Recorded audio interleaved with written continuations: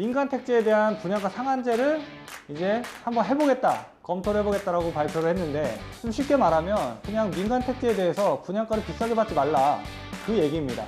제가 조합원이라도 반대해요. 공급 안 해요, 제가 조합원이라도. 그거 하지 말자라고 해요, 차라리.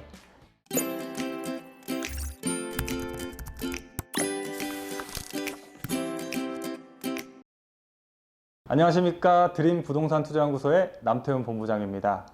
자, 오늘은 아파트 분양가 규제 누르면 터진다 라는 제목으로 영상 준비해봤습니다.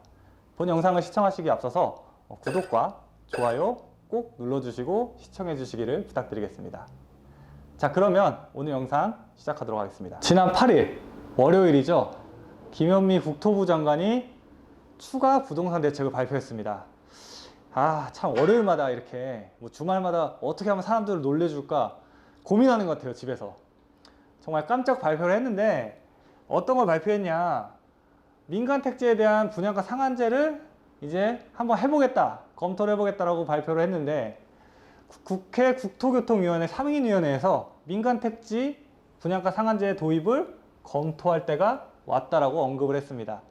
기존에는 좀 조짐이 이상할 때 한번 좀 생각을 해보겠다, 추가 규제를 생각을 해보겠다라고 언급했던 수준이었는데, 이제는 검토를 할 때가 왔다라고 언급했다는 겁니다.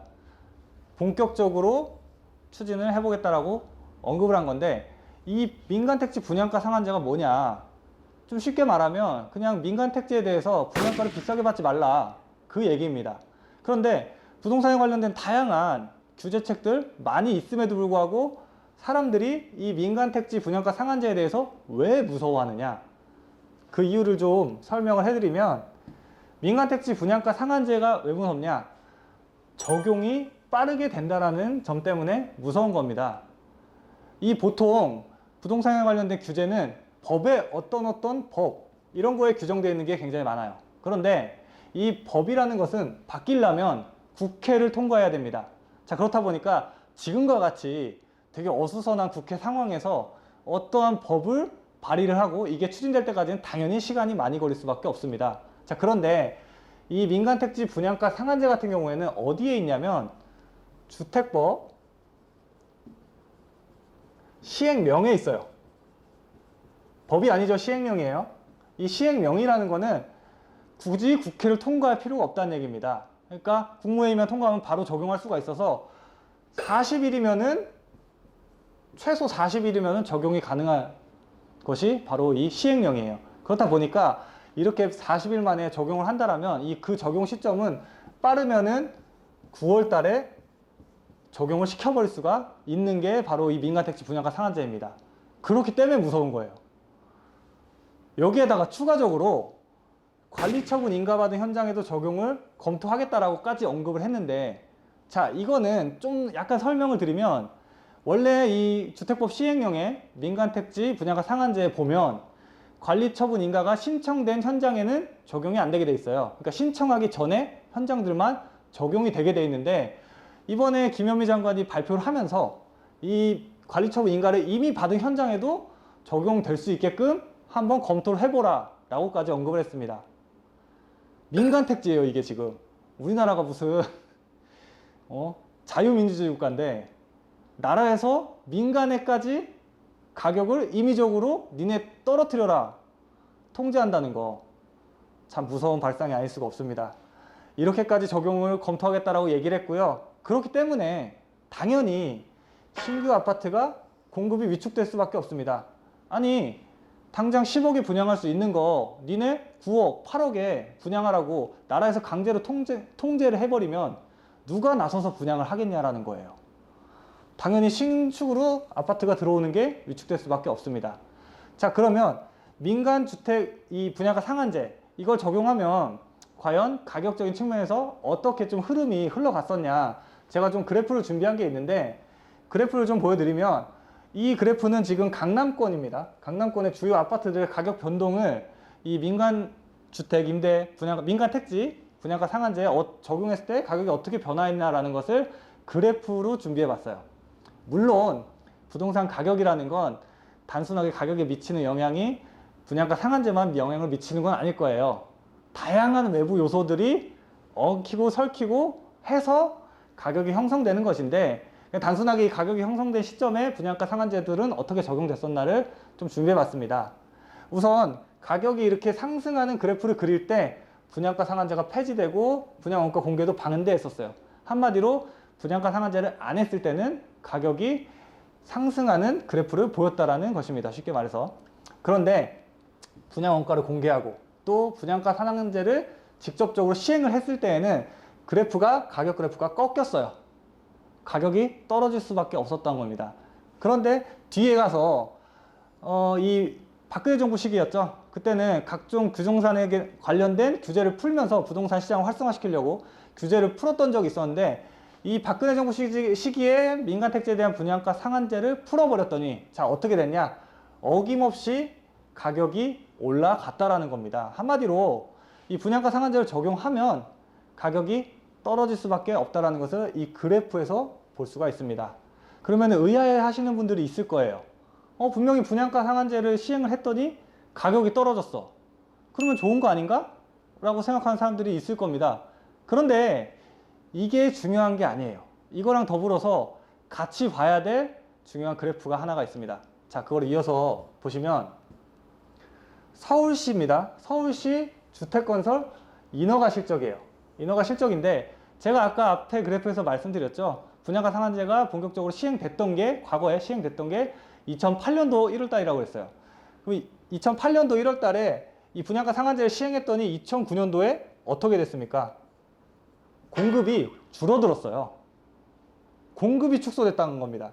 그래서 그 후에는 공급 곡선이 지금 늘어난 게 보이는데, 이때는 이명박 정부 시기에 들어서서 보금자리 주택이었죠. 그거를 공급했기 때문에 일시적으로 공급이 늘어난 것처럼 보이는데, 사실 2008년도 규제를 시행한 이후에 우리가 확인해야 될 건 공급이 많이 줄었다는 점이에요. 그래서 뒤에 와서 보시면 현 시점에서는 어떠냐? 현 시점에서 부동산 가격이 상승하기 시작했던 2014년부터 꾸준하게 공급량이 증가했는데, 정점을 찍고 현재 2018년도에는 공급이 줄어들고 있는 추세입니다. 이 공급이 줄어들고 있는 추세는 물론 2019년에 통계 자료가 아직 발표되진 않았지만, 많은 부동산 관련된 기관들에서 이 조사한 바에 따르면 2019년도도 2018년보다 공급 물량이 훨씬 더 줄어들 것으로 많은 기관들이 예측을 하고 있습니다. 그렇기 때문에 중요한 건 현재 공급이 굉장히 적다라는 점이에요. 그런데 현재 이 공급이 적은 이 효과에다가 추가적으로 앞에서 봤던 민간 택지에 대한 분양가 상한제를 적용하면 어떻게 되겠냐고요. 당연히 공급이 씨가 말라버릴 수밖에 없다라는 점입니다. 그래서 이렇게 두 가지 큰 악재가 맞물리게 되면 당연히 큰 후폭풍이 몰려올 수밖에 없는데, 자, 그러면 이렇게 민간 택지에 대한 분양가 상한제를 적용한다라고 하면 어떠한 후폭풍이 과연 몰아칠 것이냐, 우리가 미래를 대비해야 되겠죠.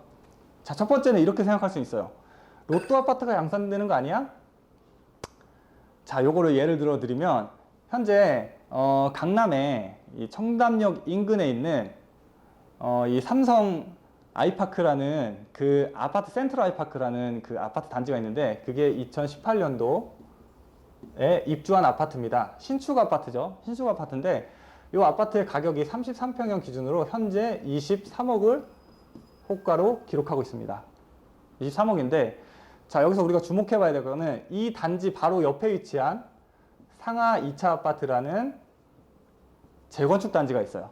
이 재건축 단지가 이번에 허그에 이제 분양 신청을 하려고 분양가를 넣었는데, 그때 얼마에 넣었냐면 6,500만 원, 평당 6,500만 원에 분양 신청을 했습니다.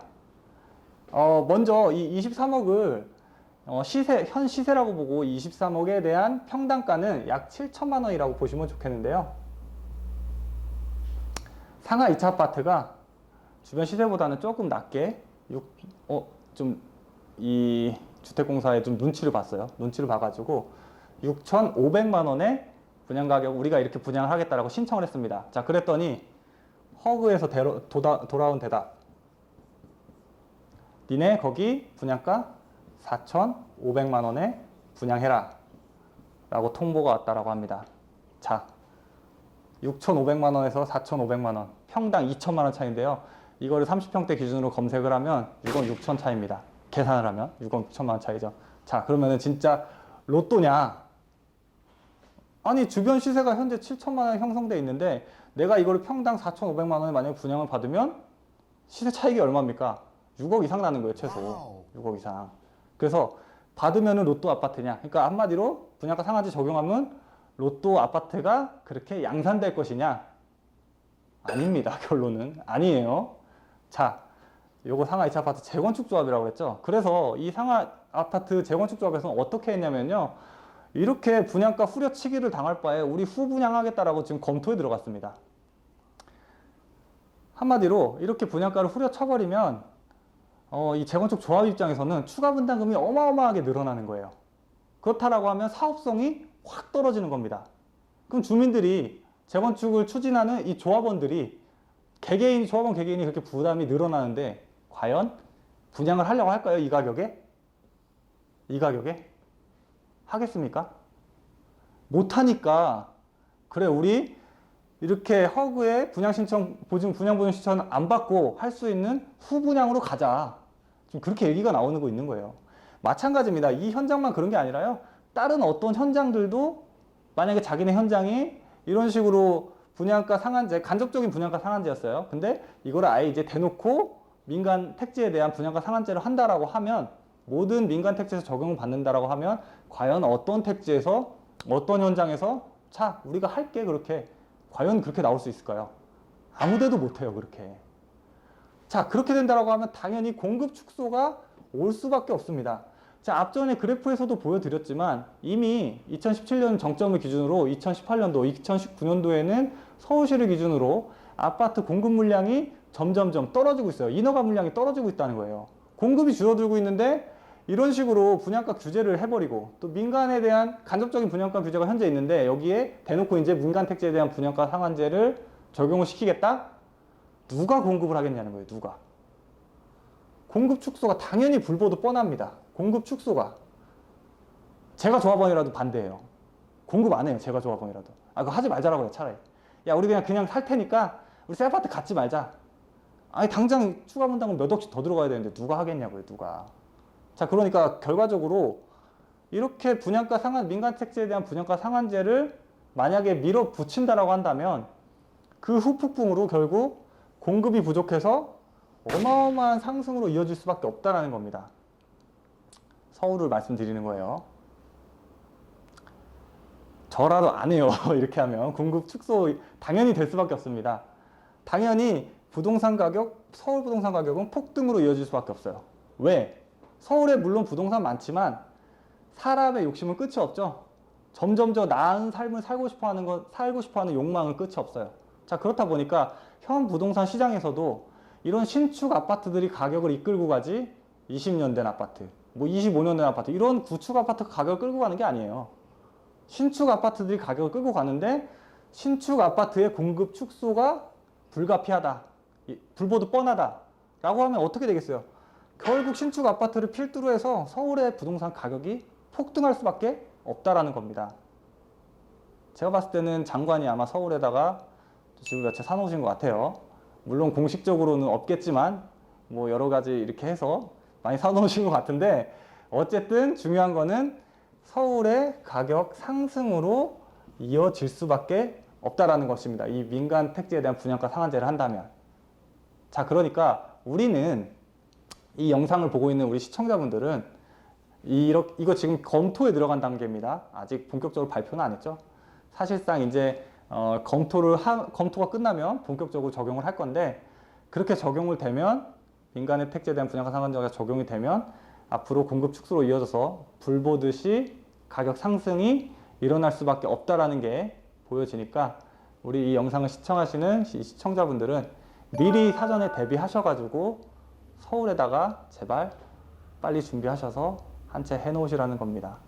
처음에 시작은 물론 신축 아파트를 기점으로 해가지고 시작은 될 테지만, 가격들은 아파트 시장, 이제 부동산 시장은 신축에서 시작해서 또 구축으로 번지게 돼 있어요, 가격 상승은. 그렇다 보니까 이렇게 민간 택지 분양가 상한제 좀 굉장히 좀 우리가 꼭 체크하고 또 심각하게 받아들여야 할 이슈라고 말씀드리고 싶고요. 오늘 준비한 영상은 여기서 마치도록 하겠습니다. 오늘 준비한 영상이 좋으셨다면 구독 버튼 꼭 눌러주시고요. 또 좋아요 버튼도 함께 눌러주시기 바랍니다. 그러면 다음에 더 좋은 영상으로 찾아뵙도록 하겠습니다. 감사합니다.